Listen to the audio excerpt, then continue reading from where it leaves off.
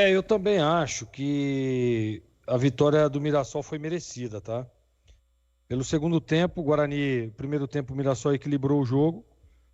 Saiu. O Guarani deu 2 gols pro Mirassol, mas assim, deu 2 gols, mas o Mirassol teve competência, estava bem posicionado, né? Correu uma barbaridade.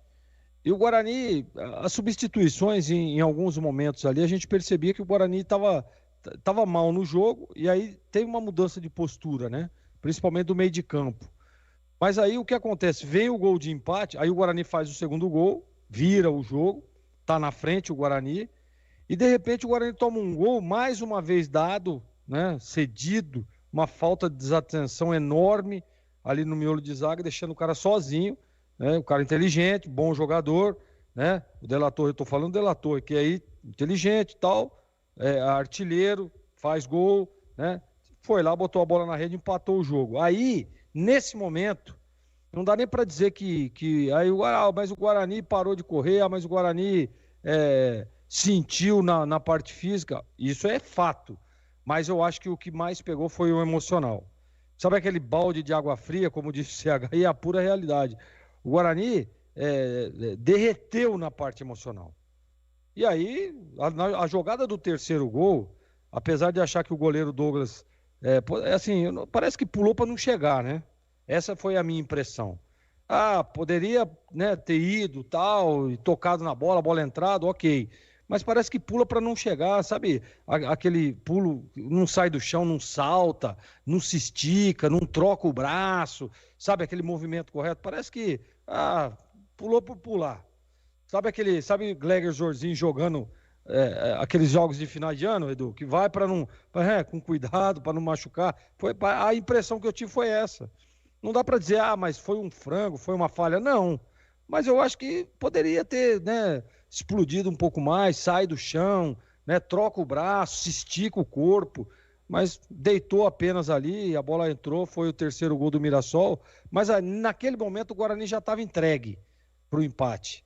Porque parece que cria uma certa atmosfera na hora que vira o jogo e de repente numa outra falha você toma o gol de empate, aí para mim o Guarani realmente pecou demais na parte emocional. E aí as substituições, né? Parece que entraram ali meio fora. Você faz a substituição para tentar virar o jogo, vira.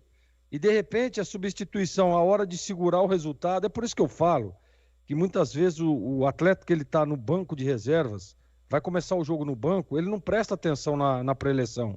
E tem muito isso. Eu falo isso porque eu estive várias vezes. Estive como titular, estive no banco de reserva, estive como comissão técnica dentro de uma sala que tem a pré-eleição e a gente percebe que o jogador que não vai entrar jogando, que não vai ser titular, ele está aí meio que, olha, beleza, o treinador falando lá e não está dando nem atenção. Aí acontece isso.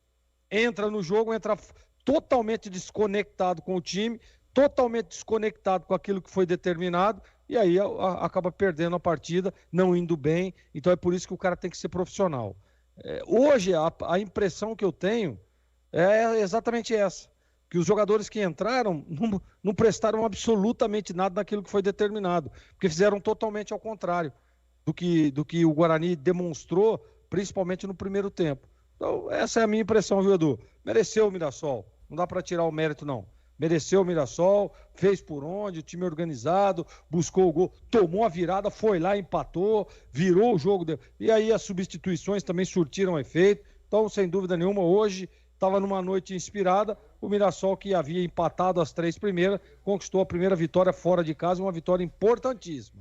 E ruim para o Guarani, que vai ter que juntar os cacos, e tem clássico no próximo jogo, vai enfrentar o Santos, que venceu o Água Santa fora de casa, né, num jogo também meio que duríssimo para a equipe santista, mas aí a gente sabe que enfrentar o Santos na Vila não é fácil, dor de cabeça para o técnico Humberto Lousa, Edu Zazo.